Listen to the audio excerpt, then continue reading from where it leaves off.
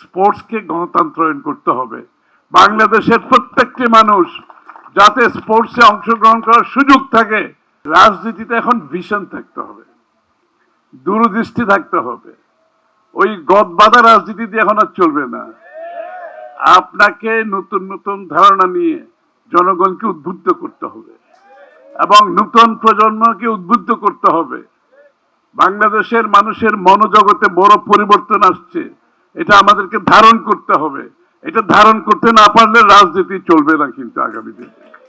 সুতরাং আমি আমিনুল হক তার ঢাকা উত্তরের নেতৃবৃন্দকে ধন্যবাদ জানাচ্ছি।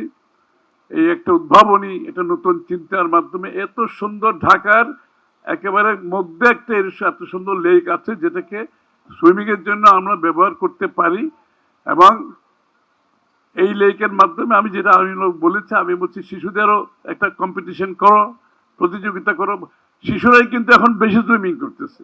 ওয়ালটন এখন দেশের সীমানা পেরিয়ে পৌঁছে গিয়েছে 50টিরও বেশি দেশে। ওয়ালটন, ঘরে ঘরে বিশ্বজুড়ে।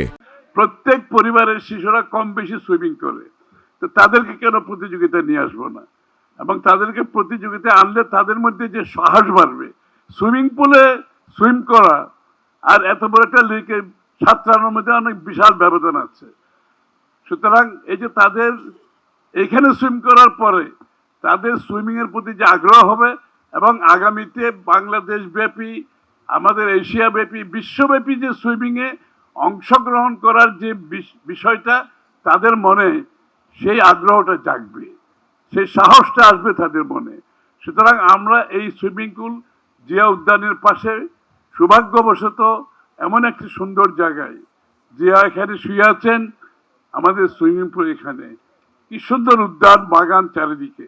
এর থেকে ভালো পরিবেশে সুইমিং করার কিছু হয় না।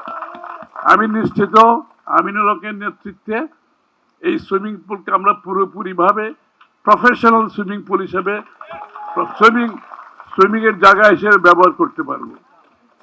দ্বিতীয় কথা হচ্ছে তারেক রহমান সাহেব যে স্পোর্টসের প্রতি ওনার পরিবারের যে আগ্রহ, সেটা আপনারা সবাই জানেন। এবং এইগুলো হচ্ছে আমরা এখন এই কাজগুলো করছি সুইমিং এ, cricket tournament, football tournament, swimming, এগুলো হচ্ছে মাত্র শুরু। এবং তারেক রহমান সাহেবের আগামী দিনে স্পোর্টসকে নিয়ে যে যে স্বপ্ন উনি দেখছেন, এটা হয়তো অনেকে বুঝতে পারছেন না। বাংলাদেশের প্রত্যেকটি অঞ্চলে উনি স্পোর্টস সেন্টার করার জন্য সিদ্ধান্ত নিয়েছে, প্রত্যেকটি অঞ্চলে।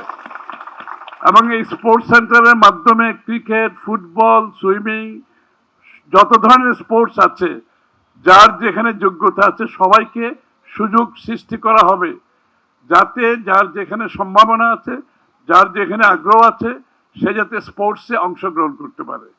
আমাদের দেশে আমরা রাজনীতিকে গণতন্ত্রায়নের কথা বলি, কিন্তু স্পোর্টসকে তো গণতন্ত্রায়নের কথা কেউ বলি না। স্পোর্টসকে গণতন্ত্রায়ন করতে হবে। বাংলাদেশের প্রত্যেকটি মানুষ যাতে স্পোর্টসে অংশগ্রহণ করার সুযোগ থাকে, তার জন্য স্পোর্টসকে গণতন্ত্রায়ন করতে হবে। এবং এই একটি নতুন বাংলাদেশ গড়ার যে প্রত্যয় আমরা নিয়েছি, ইনশাআল্লাহ এখানে রাজনীতিকে গণতন্ত্রায়ন করা হবে, এখানে অর্থনীতিকে গণতন্ত্রায়ন করা হবে, যে অর্থনীতিতে সকলে অংশগ্রহণ করতে পারবে, সকল বাংলাদেশের মানুষ বাংলাদেশের উন্নয়ন অর্থনীতি গ্রহণ করতে পারবে। স্পোর্টসকেও গণতন্ত্রায়ন করতে হবে যাতে বাংলাদেশের প্রত্যেকটি মানুষ সেই সুযোগ পায়।